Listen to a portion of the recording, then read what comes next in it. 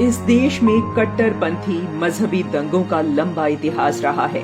ऐसी ही एक काली घटना भारत के इतिहास में फरवरी 2002 में दर्ज हुई। अपने प्रभु श्री राम लला के दर्शन और यज्ञ में भाग लेकर साबरमती एक्सप्रेस में लौट रहे राम भक्तों को मजहबी खुन्नस में सुनियोजित रूप से शिकार बना लिया गया था। साबरमती एक्सप्रेस जैसे ही गोधरा स्टेशन से रवाना होने लगी, तभी आउटर पर ट्रेन की चेन खींच दी गई। अंदर बैठे लोग जब तक कुछ समझ पाते, हजारों की भीड़ ने हमला कर पत्थरबाजी की और फिर पेट्रोल डालकर ट्रेन के कोच S6 और S7 में आग लगा दी गई। कोच में सवार महिला, पुरुषों और बच्चों को जिंदा जला दिया गया। इस घटना में 27 महिला, 22 पुरुष और 10 बच्चों सहित 59 कार सेवकों की जिंदा जलकर पीड़ादायक मृत्यु हो गई, जबकि कई कार सेवक घायल हो गए। इन सब की गलती बस इतनी थी कि ये सभी कार सेवक अयोध्या में विश्व हिंदू परिषद द्वारा आयोजित पूर्णाहुति महायज्ञ में भाग लेने गए हुए थे। यह वापस लौटे तो धार्मिक कट्टरता का शिकार हो गए। गुजरात सरकार ने इस घटना की जांच के लिए नानावटी मेहता समिति बनाई। समिति ने 6 वर्षों तक तथ्यों और घटनाओं की जांच करने के बाद 2014 में अपनी रिपोर्ट सौंपी।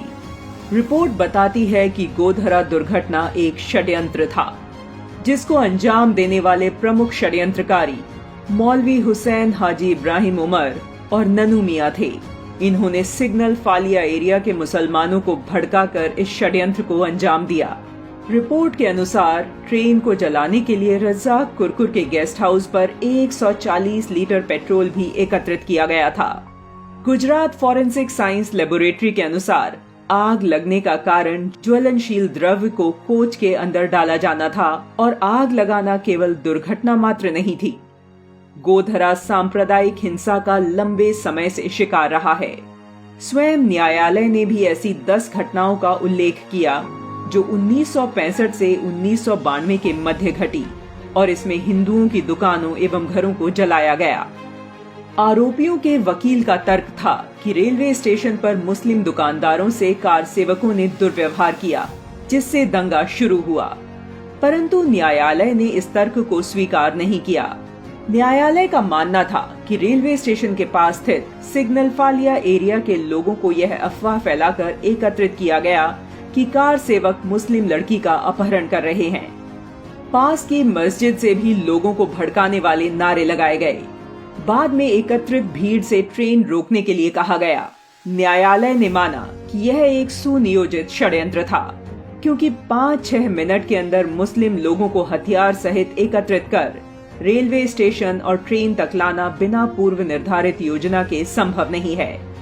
जांच के दौरान यह भी पता चला कि हिंसक भीड़ को उकसाने के लिए लाउड स्पीकरों का प्रयोग किया गया था। काफिरों को मार डालो, इस्लाम खतरे में है, काट दो, मार दो जैसे नारे लगाए गए। हमलावरों के हाथों में तलवारें और अन्य घातक हथियार थे। दंगाई पत्थरबाजी भी कर रहे थे। ये सभी ट्रेन को घेरने की कोशिश कर रहे थे। देश का दुर्भाग्य देखो कि कानूनी प्रक्रिया के दौरान कई ऐसे लोग भी थे जो इस सुनियोजित षड्यंत्र को हादसे में बदलना चाहते थे और लगातार आरोपियों को बचाने का प्रयास भी कर रहे थे। मई 2004 में यूपीए सरकार ने घटना के पुनः जांच के लिए एक सदस्यीय समिति नियुक्त की। उमेश चंद्र बनर्जी समिति ने जनवरी 2005 में अंतिम रिपोर्ट पेश की। इसमें गोधरा की घटना को और ट्रेन के जलने को केवल एक दुर्घटना माना गया। इस रिपोर्ट को दंगे में पीड़ित नीलकांत भाटिया ने गुजरात उच्च न्यायालय में चुनौती दी। अक्टूबर 2006 में उच्च न्यायालय ने बनर्जी समिति की रिपोर्ट को खारिज कर दिया और समिति की जांच को अवैधानिक एवं शून्य घोषित कर दिया। विशेष रूप से गठित टीम एसआईटी ने जांच के बाद 68 लोगों के विरुद्ध चार्जशीट फाइल की। इसमें यह उल्लेख था कि भीड़ ने बचाव में गई पुलिस पर भी हमला किया था और फायर ब्रिगेड को भी रोकने की कोशिश की थी। विशेष ट्रायल कोर्ट ने 2011 में 31 लोगों को दोषी पाया। 11 लोगों को मौत की सजा दी। यह लोग वे दंगाई थे जिन्होंने गोधरा में ट्रेन जलाने का षड्यंत्र रचा और कोच में पेट्रोल छिड़का था। कोर्ट ने अन्य 20 को आजीवन कारावास की सजा दी।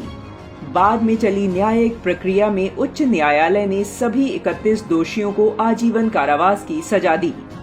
देश को ऐसी मजहबी कट्टरता से मुक्ति दिलाने की बहुत आवश्यकता है और इसका उत्तरदायित्व प्रत्येक नागरिक का है।